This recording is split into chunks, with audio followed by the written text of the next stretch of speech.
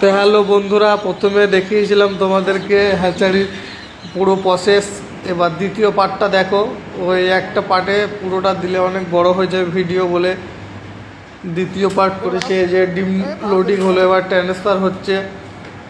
ডিম ট্রান্সফার হওয়ার পর এই যে 3 দিন পর বাচ্চা চেকিং হচ্ছে।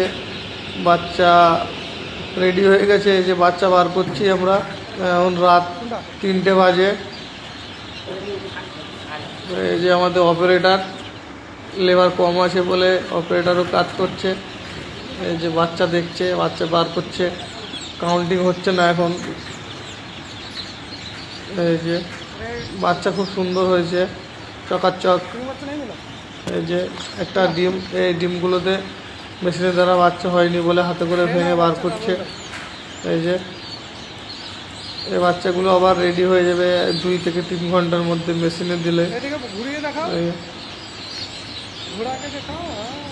উল্টে পাল্টে দেখাচ্ছে বাচ্চাটাকে, এই ওগুলা। এই যে তারপর যেগুলো বাচ্চা বেরোয়নি ডিমগুলো আর খারাপ বাচ্চাগুলো ড্রামের মধ্যে ফেলে দেওয়া হচ্ছে। এই ছিলকাগুলো এই ড্রামে